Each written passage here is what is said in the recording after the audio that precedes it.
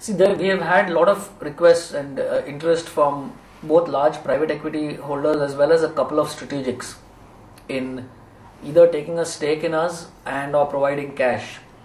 Okay, and we are thinking about that internally. We continue thinking about it as to whether it makes sense, it doesn't make sense, and all the rest of it.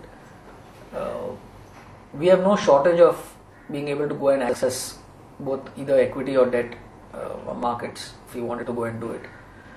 We have not drawn down on any debt, significant debt as of today. We have taken an extremely conservative policy in spite of our cash flows and all that. We have said that we don't want to do debt.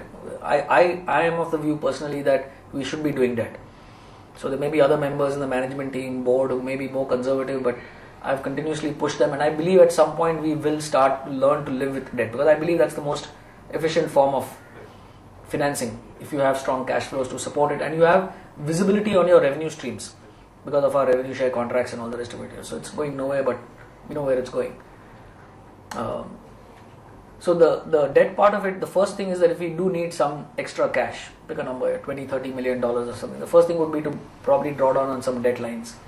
If we need more for doing some very large deals, again like another Telefonica or something like that, we could raise another round of equity. There's no shortage of that, and that could be triggered at short notice and pretty quickly. So we're going through that debate. I think more important than that, more important than the fundraising, because I don't believe the fundraising is really that much of an issue. The real issue over here is, does it make sense to induct one or two large strategic partners that can help us roll out globally much faster and serve customers better at a local level? Because we are no matter how hard we try, I mean, we're still a small company, right? So for us to deploy, I mean, even if I look at the Latin American project, right, it's 13 countries, simultaneous deployment. It's not easy. I mean, that's why our margins are being affected, because, you know, we have to absorb a lot of costs upfront. Yes, the overall NPV is huge, the IRR is huge, but there's an upfront cost, right? Now, if we had a partner who had global deployment capabilities and on-site presence in many of these markets, our ability to actually launch new customers and service them well is dramatically higher.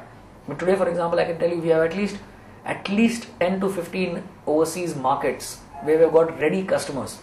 But if I went back to them and said, you know, we have a partnership now with XYZ, or they are taking a large strategic stake in us, and our team is here ready to serve you, I can close the deal in a month. 30 days flat. Just because they have the confidence that we have the muscle, we have the bulk, and we have the on-site team to be able to execute, and it has strong credibility. Is this not potential revenue under threat of being taken away by somebody else if you take time to get prepared? Yeah. So that's why we've been having this discussion internally at the board level, because, you know, we had when I look back about 1 or 2 years back, we had a different growth path. The growth path was, you know, to do organic plus M&A, but do it on your own steam. Right? And what has happened right now is that because of the Vodafone and Telefonica deals this year, it's like demand has just exploded suddenly. Right? So you have two choices. Either people get excited and you can't serve it, in which case, you know, some of them will wait, some of them will go somewhere else, you know, blah blah blah, or you actually say, I can do it. So actually we're giving it some very serious thought, and, you know, we're planning to debate it internally at our next board meeting. But I'm going to take the stand that I would like to actually identify and bring in some very large, you know, well-known. Supposing there were another customer like Telefonica today, who's aware of you, you will actually sign, you said, within about 30 days. Yeah. Or give or take a little bit. How long will it be before you actually need the funds?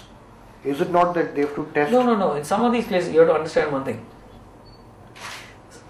Telefonica, we needed funds and all the rest of it because it is what I call as a forced deployment in 13 countries in one shot in some part of the world, halfway around the world.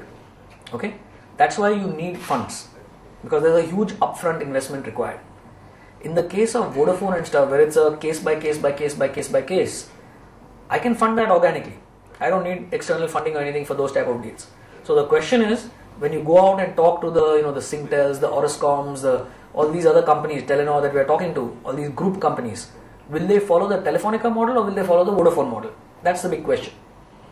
Right. Now, there are cases where it's a natural it makes natural sense. It also depends on what their modus operandi is. Okay, for example, Vodafone is much more of a consensus, bottoms-up type group company, whereas Telefonica is a command and control. So they make the decisions in Madrid, that hey, 18 countries are going to deploy this thing in the next 6 months, and that's it. It's done. Right. Vodafone is more like consensus building. That they make the recommendation, and then each operator can make their own decision, take their own sweet time doing it. There's no forced time schedule. So it depends also on what their management style is and how they operate internally.